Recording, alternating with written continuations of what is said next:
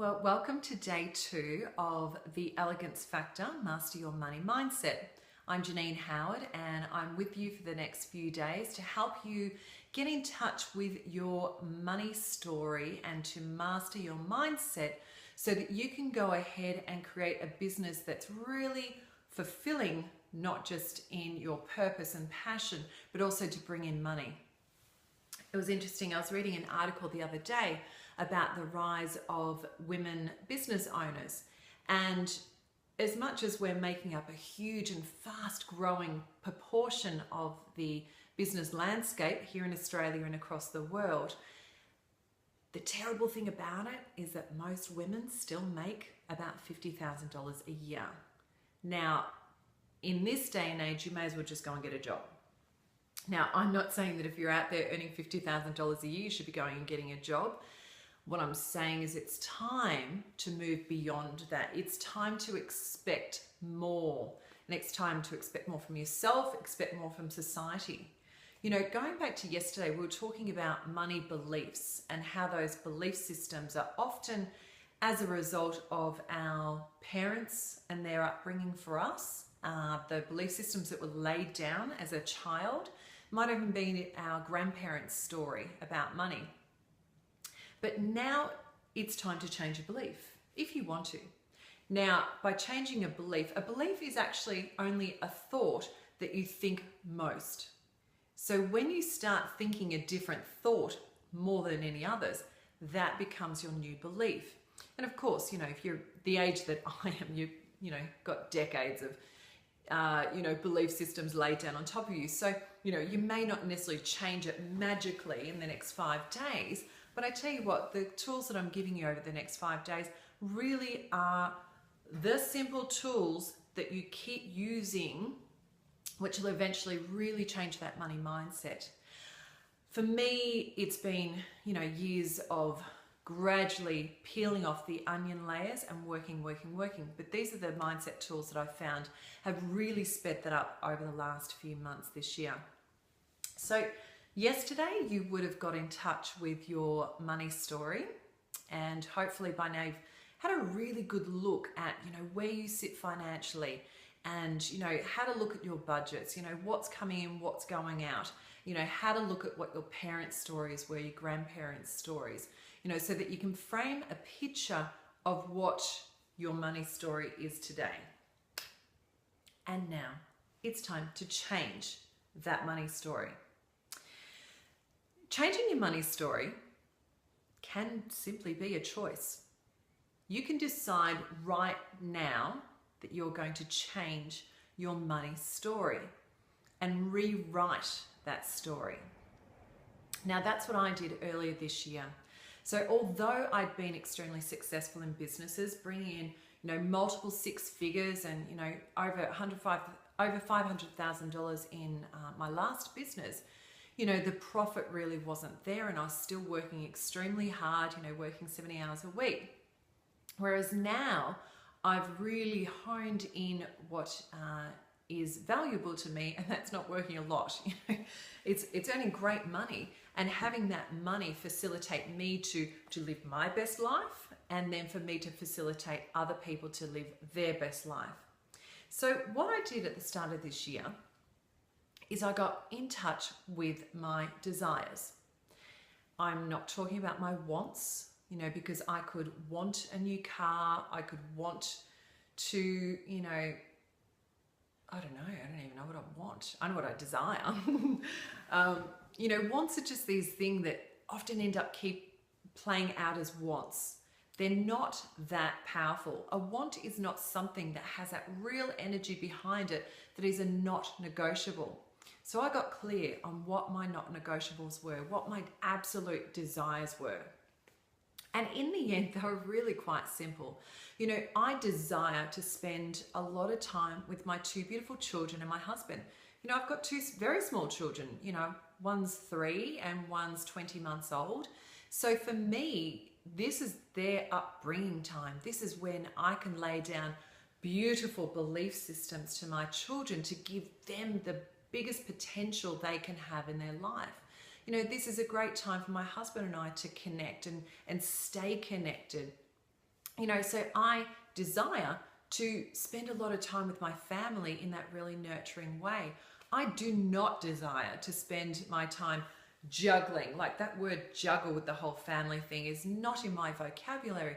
I don't want to, be going, hang on a sec, mummy's just got to take this phone call, or she's just got to do this and she's just got to do that. So I desired to set myself up in a way that I had real separation between my business and my family and had plenty of time for both. And I desired to make really great money.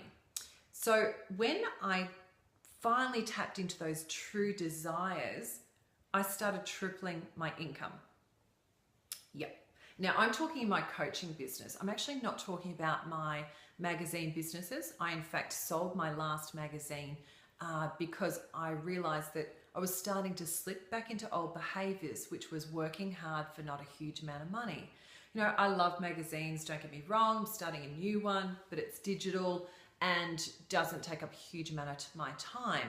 And the purpose of that magazine is to, obviously create a bigger reach for me and raise my profile, which is fabulous, but also to change as many lives as I can, because there's only a certain amount of time in my day that I can work with people one-on-one. So I got in touch with my desires. So my profits went through the roof, my income tripled. And for me, that meant I had more time to spend with my family, and I had more time to focus on my business and to help people just like you. So what does that mean for you in day 2 of the challenge?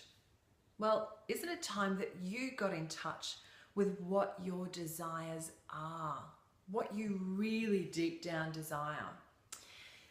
It's interesting. This is a question that I ask all of my clients when they first come on board with me, and most people can't answer it. You think that you can, but you're only reaching the surface. So what I want you to do now is I want you to get out a piece of paper and a pen, and I want you to spend some time in this question. And before you go into this, I need you to think about this as if there were no barriers of time, nor money, nor skill. So, with that in mind, I want to know, imagine your greatest life playing out. What would it be like? What would a day in the life of you in your ideal world, of you playing out big, being the fullest version of yourself you possibly can be? Remember, without a barrier of time, nor money, nor skills. Okay? So take a few deep breaths, get into a comfortable position, make sure there's no distractions around. And if you can't do it right now, come back later on. But pause this video right now and go and write out what your ideal life would be. All right, we'll be back with you soon. All right, we're back. How did you go with the exercise of writing down what your ideal life would be?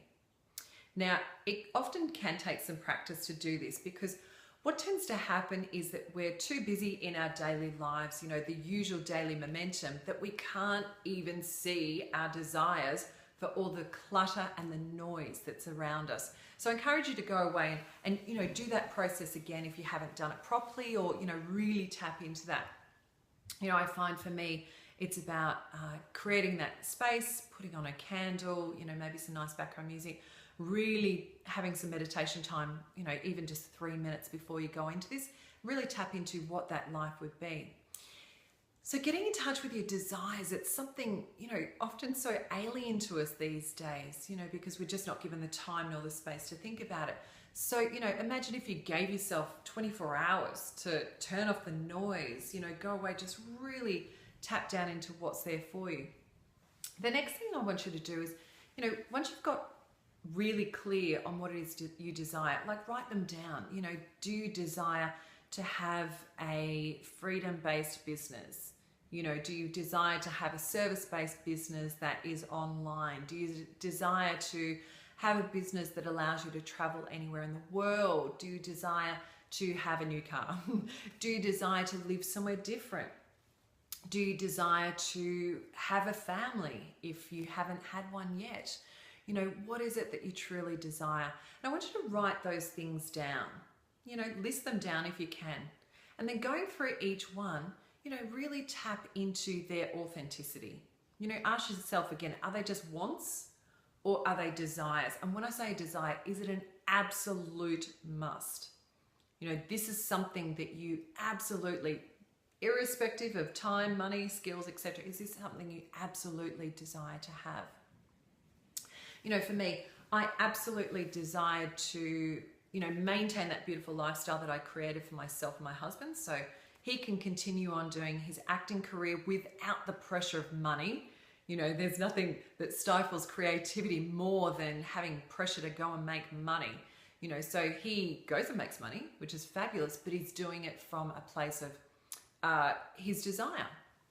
You know, he desires to be the best actor he can be, and he's also formed a production company, so he desires to create amazing content that he can reach out to the world. For me, I desired to have a business that helped me change lives. Great, fantastic, you know, what's better than that? But it also, I wanted to start with me first and my family first. So I desired to create an abundance of wealth so that I could then play out as the biggest version of myself without the stress of money and paying bills. Now, again, don't get me wrong. I'm not sitting here just going, life's so rosy, it's so wonderful. You know, there's a lot of hype out there in the market at the moment. You know, how to create a six-figure business or a seven-figure business, you know, with ease. Now, I'm not saying it's necessarily easy, but when you get clear on your desires, that's when you get into flow. Now, that's what I did, got into flow. But, you know, there are days where, you know, I say I'm white knuckling it, like holding on for dear breath. And that's okay too, because in tomorrow's I'm going to show you how to get through those white knuckle things. But today's really important. So get clear on those desires. What sort of life do you want? What, you know, things do you want in your life? It's very okay to want things, material things, if that enriches your life. But also, what about the experiences? You know, for me, it's not so much about the material things, although, you know, I live in this gorgeous house that we manifested, another tool I'm going to teach you. And, you know, that for me was to get high vibrational. If you haven't heard about the word high vibrational, vibration, it's something I've been studying a lot over the last couple of years. And, you know, when you get high vibrational, you really start living more in your truth and really being able to tap into what your desires are. So we'll talk a little bit more about that through the challenge, but I want you to get going on today, day 2. I want you to really tap into your desires. Go and have some meditation time. Imagine yourself in your ideal life. You know, write this down if you can. And I want you to use language in the present and positive. So I want you to write language like, I'm getting up for the day and I'm heading out for a beautiful walk down by the beach and I am feeling fantastic. I come back and I eat a nourishing breakfast with my 6 children that are running around like crazy. No. So, you know, keep it all in the positive and the present tense. It's really important to get your mind, subconscious mind, thinking that it's already happening. So go and tap into those desires, really ingrain yourself, get some space, no noise, no distractions, and work out what do you truly desire that has no boundaries with time, nor money, nor skills. And then over the next 3 days, we're going to help you work out how to get that and train your mind to be able to cope with receiving that money. All right. Thanks for joining me on the Elegance Factor, changing your money mindset. So we will see you tomorrow, same time. Okay, good luck.